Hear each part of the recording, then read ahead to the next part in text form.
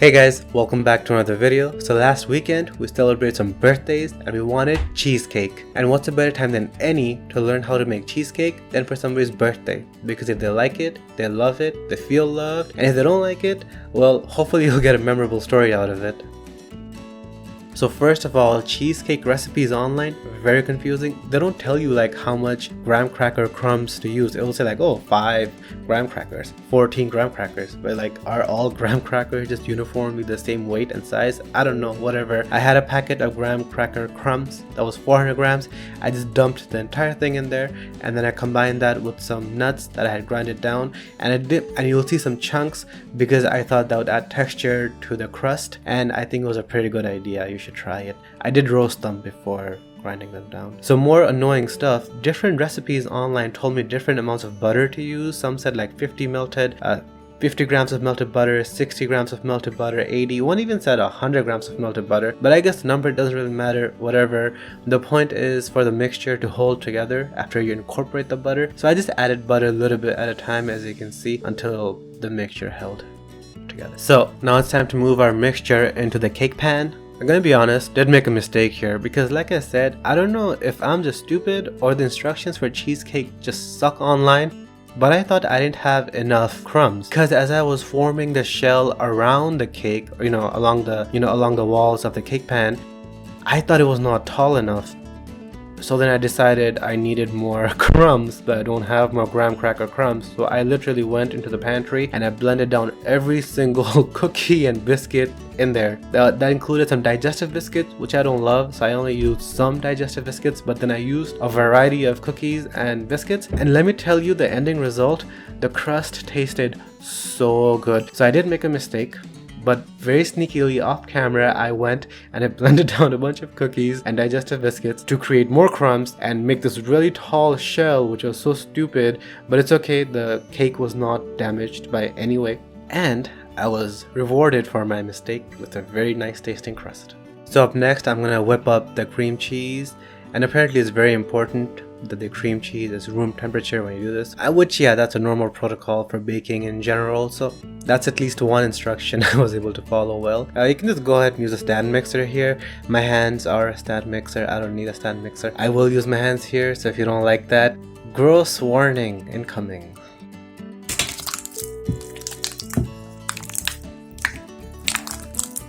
My hands were clean, don't worry. The germs are extra flavor.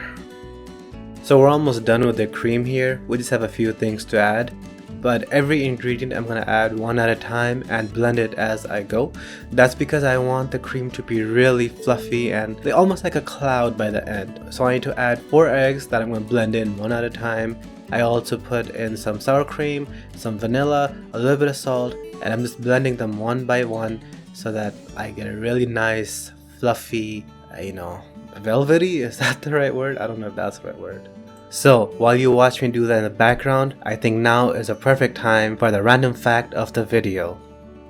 Did you know from 1787 to 1799 the people of France fought a civil war, aptly named the French Revolution?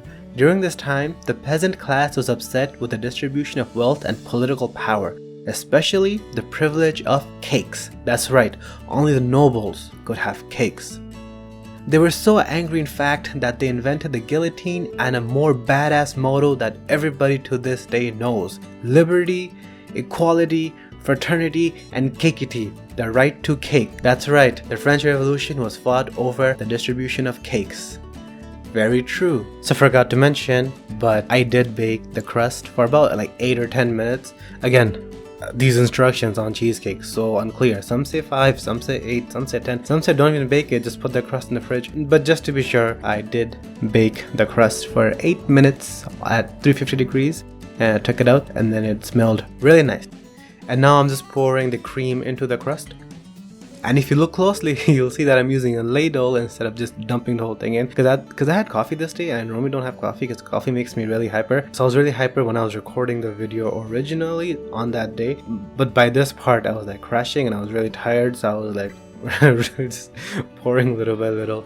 And then I just dumped it all eventually because I got tired. So remember I said I put too much graham cracker and I made the shell too tall? You're gonna see exactly how that looks right now as I take off the cake pan.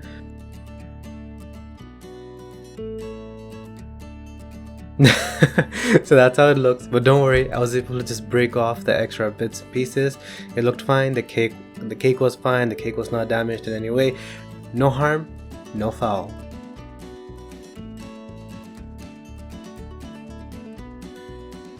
But again, the actual baking process, even that was complicated as far as instructions go online. It's like different recipes. I mean, not different recipes, like different people say different things. And there was stuff about like baking it in hot water first and all this stuff. But that's way too complicated. Simplicity is the correct answer. I butchered that saying. But anyway, even the temperature, like different people were saying different amounts. Even though like the ingredients and the recipe is the same, people are giving me different temperatures. So annoying. So anyway, I went with the simplest one, which was bake it at 350 degrees Fahrenheit for 10 minutes, then drop it to 300 degrees Fahrenheit and bake it for another 40 minutes. Put it in the fridge overnight until the cheese settles, and that is exactly what I did, and it came out good.